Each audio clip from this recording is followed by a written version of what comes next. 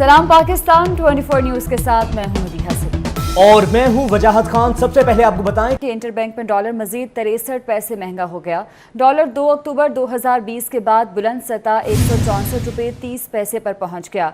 1 जुलाई 2021 से अब तक इंटरबैंक में डॉलर 6 रुपये 76 पैसे महंगा हो चुका है।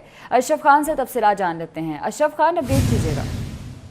जी, रुपए पर मुसलसल दबाव बरकरार है। डॉलर की ऊंची उड़ान थम नहीं रही है। आज भी इंटरबैंक में डॉलर 63 पैसे महंगा हो गया। इंटरबैंक में डॉलर 28 सितंबर 2020 की बुलंद सतह 164 रुपए 30 पैसे पर पहुंच गया है। और अगर हम बात करें 1 जुलाई 2021 से अब तक इंटरबैंक में डॉलर 6 रुपए 76 पैसे महंगा हुआ है। इसका इम्पैक्ट ये है कि दरामदी जो बिल है वो काफी बढ़ गया है। साथ में बैरूनी कर्ज जो पाकिस्तान ने लिए थे उसकी वापसी हो रही है, उसकी बड़ी पेमेंट हो रही है।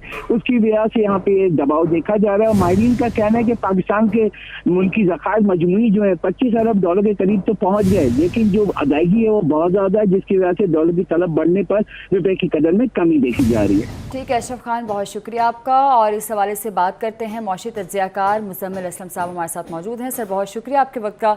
मुजम्मिल असलम साहब, डॉलर की बढ़ती कीमतों को ब्रेक नहीं लग रही, आखिर इसकी वजह क्या है? बात ये कि पिछले महीने जो है हमारा दरामदी बिल काफी हद तक बढ़ चुका हुआ था और स्टेट बैंक जो है उसको जो है अब वो कंट्रोल करने के लिए, हमें दरामदी बिल को कम करने के लिए स्टेट बैंक ने रुपए की कदर को जो है गिरने दिया। और मार्केट में इस वक्त डिमांड एंड सप्लाई का काफी हद तक प्रेशर था और वो एक वजह बनी है। साथ साथ अगर हम ये देखें तो हमारे जो रुपए की, क्योंकि महंगाई मुल्क में ज्यादा थी, तो एक इकोनॉमिक्स में काम होता है रियल इफेक्टिव एक्सचेंज रेट, वो जो है पाकिस्तान की जो है ना ओवर वैल्यू हो गई थी करेंसी। अब क्योंकि ये 162-64 में आ गया है तो पाकिस्तान की करेंसी जो है रियल टर्म्स में भी कंट्रोल हो गई है। और आज जो है ट्रेड के नंबर आए जिसमें दरामदी बिल भी लगभग 900 मिलियन डॉलर पिछले महीने से कम आया। तो मुझे लगता है कि ये जो डॉलर की जो उड़ान थी अब उसके पर कटने का टाइम। मुजम्मिल असलम साहब, बहुत शुक्रिया आपके वक्त का। और डॉलर बढ़ने से कर्ज भी बढ़ गया। खैबर पख्तूनख्वा हुकूमत ने एडीबी से बीआरटी के लिए 408.384 मिलियन डॉलर का कर्जा लिया। बीआरटी के PC1 पर नजरसानी के बाद 75 मिलियन यूरो का मजीद कर्जा लिया गया। कर्जे की मालियत 53 अरब 32 करोड़ रुपए थी। डॉलर और यूरो के कदर में इजाफे के बायस कर्जे की मालियत 80 अरब 86 करोड़ रुपए हो गई। इसी पर बात करेंगे, अजमत अली शाह हमारे साथ मौजूद हैं। अजमत अली शाह, बताइएगा कितना इजाफा हुआ है डॉलर के बढ़ने से? जी बिल्कुल, खैबर पख्तूनख्वा हुकूमत ने एडीबी की बीआरटी के लिए 408.384 मिलियन डॉलर का कर्जा लिया था। बीआरटी के PC1 पर नजरसानी के बाद 75 मिलियन यूरो का मजीद कर्जा लिया गया। जब दस्तावेजात के मुताबिक 2017-18 में बीआरटी के लिए लिए गए कर्जे की मालियत 53 अरब 32 करोड़ रुपए थी। डॉलर और यूरो की कदर में इजाफे के बाद कर्ज की मालियत 80 अरब 86 करोड़ रुपए हो गई है। और सूबाई हुकूमत एडीबी और एएफडी को कर्जा डॉलर और यूरो की सूरत में अदा करेगा। कर्जे की अदायगी 2023 से शुरू करके 2042 तक जारी रहेगी। जी ठीक है, बहुत शुक्रिया अजमत अली शाह आपका। वफाकी ब्यूरोक्रेसी में तकर्रुर और तबादले किए गए हैं। डायरेक्टर जनरल निजकारी कमीशन मोहम्मद शमीम खान का तबादला करके जॉइंट सेक्रेटरी वफाकी तालीम डिवीजन तैनात कर दिया गया है। इसी पर बात करेंगे, हमारे नुमाइंदे बाबर शहजाद तुर्क हमारे साथ मौजूद हैं। बाबर शहजाद, बताइएगा किन किन अफसरान के तबादले किए गए हैं? देखिए, वफाकी ब्यूरोक्रेसी में तकर्रुर तबादलों का सिलसिला जारी है। जो ताज़ा तबादला किया गया है ये डायरेक्टर जनरल है निजकारी कमीशन में जो बैंकिंग एंड यूटिलिटी स्टोर्स का यूटिलिटी का जो डिपार्टमेंट है उसके डायरेक्टर जनरल है मोहम्मद शमीम खान, इनका तबादला किया गया है। सेक्रेटेरिएट ग्रुप ग्रेड 20 के ये अफसर हैं मोहम्मद शमीम खान, जिन्हें ज्वाइंट सेक्रेटरी वफाकी तालीम डिवीजन तैनात किया गया है। दीगर जो मुतअद्दिद अफसरान हैं उनके भी तकर्रुर तबादलों के नोटिफिकेशन आज शाम को जारी कर दिए जाएंगे। जी ठीक है, बहुत शुक्रिया बाबर शहजाद आपका। वज़ीर आला सिंध के अहकामात के बाद बगैर शनाख्ती कार्ड के वैक्सीनेशन जारी है।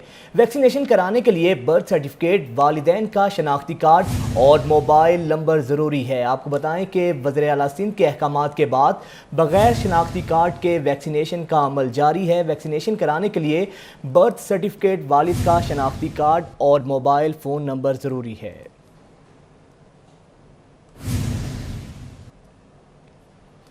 कराची में कोरोना से बचाव के लिए वैक्सीनेशन जारी है। कराची में सबसे बड़े वैक्सीनेशन सेंटर एक्सपो में वैक्सीनेशन के लिए आवाम का रश लगा है। मजीद जानेंगे ताबिश कफैली से। ताबिश, बताइएगा क्या मनाजिर हैं एक्सपो सेंटर के?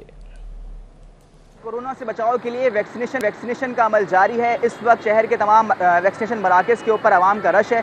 मैं इस वक्त मौजूद हूँ एक्सपो सेंटर पे, जहाँ आवाम वैक्सीनेशन लगवाने के लिए आए हुए हैं। अगर मेरा कैमरामैन काशिफ खान आपको दिखा सकें कि एक्सपो सेंटर पे किस कदर रश है।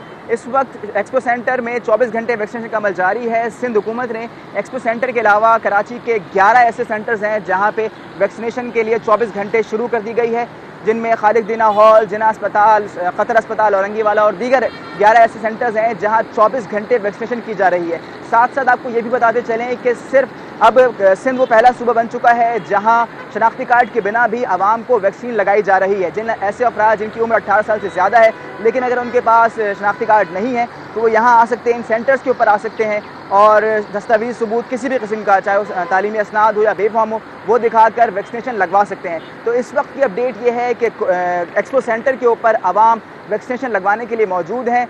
यहाँ पे साइनोवैक, साइनोफार्म और दीगर वैक्सीन मौजूद हैं जो आवाम लगवा रहे हैं। बहुत शुक्रिया ताबिश आपका। और आपको बताएं कि कोरोना केसेस की बढ़ती शरह के हवाले से बैनुल सूबाई वज़ीर तालीम कॉन्फ्रेंस कल होगी। वफाकी वज़ीर तालीम शफ़क़त महमूद इस कॉन्फ्रेंस की सदारत करेंगे। तालीमी इदारे बंद करने या खुला रखने बारे में भी फैसला किया जाएगा। जुनेद रियाज से तफसीलात जानते हैं। जी जुनेद। जी, NCOC के तहत सूबाई वज़ीर तालीम कॉन्फ्रेंस जो है वो कल होगी, जिसमें अहम फैसले मुतवक्का है। एक तो उसमें ये देखना ज़रूरी होगा कि पूरे पंजाब में कोरोना केसेस की तादाद कितनी है और स्कूलों में और तालीमी इदारों में कोरोना SOPs पर किस हद तक अमल दरामद किया जा रहा है, इसका जायजा लिया जाएगा। और सूबाई वज़ीर तालीम इसमें वीडियो लिंक के जरिए शरीक होंगे और वफाकी वज़ीर तालीम शफ़क़त महमूद इसकी सदारत करेंगे। और इसमें हेल्थ डिपार्टमेंट के वज़रा और अफसरान भी जो है वो बड़ी तादाद में शरीक होंगे और तमाम तर चीज़ों का जायजा लिया जाएगा। और इसमें कहा जा रहा है कि तालीमी इदारों को बंद करने के इम्कान जो है वो इंतहाई कम है और इसमें सिर्फ SOPs का जायजा लेने के हवाले से जो है देखा जाएगा और कोरोना की तादाद को भी मॉनिटर किया जाएगा। ठीक है, बहुत शुक्रिया आपका।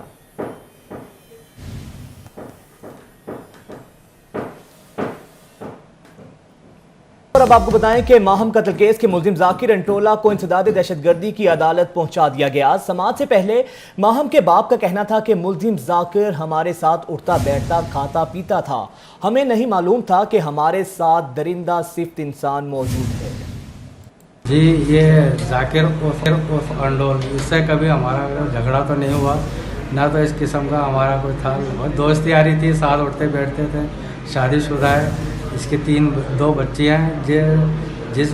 जो मेरी बेटी के जो माहम थी उसका जो कत्ल किया है, तकरीबन उसकी बेटी उससे डेढ़ साल बड़ी होती है। कम से कम आदमी को ये सोचना चाहिए कि जो ये मेरी बेटी के साथ इस किस्म घिनौनी हरकत कर रहा था, उसको ये सोचना चाहिए था कि इसकी थोड़ी सी बड़ी में इसकी भी बेटी है और मेरी भी बेटी है, तो कम से कम उसका चेहरा तो उसके सामने आना चाहिए था, उसको गैरत आना चाहिए, उसको शर्म आना चाहिए थी कि मैं ये क्या हरकत कर रहा हूँ। ये मेरी बेटी की सहेली है, ये मेरे को चाचा चाचा कहती है, अब मैं इसके साथ ऐसे हरकत करते हुए तो शर्म आना चाहिए। तो ऐसे कातिल की तो सज़ा यही है कि कम से कम इसको सज़ाए मौत तो होना चाहिए, लेकिन सरेआम होना चाहिए। पुलिस की तहकीकात के मुताबिक तो जो है इनकी DNA जो रिपोर्ट आई है उसके अंदर ये एक मुजरिम शख्स जो है सामने आया है। तो यही इसकी DNA जो टेस्ट मैच हुई है। अब ये है कि इसका जब रिमांड होगा, हो सकता है आगे और भी कुछ बताए।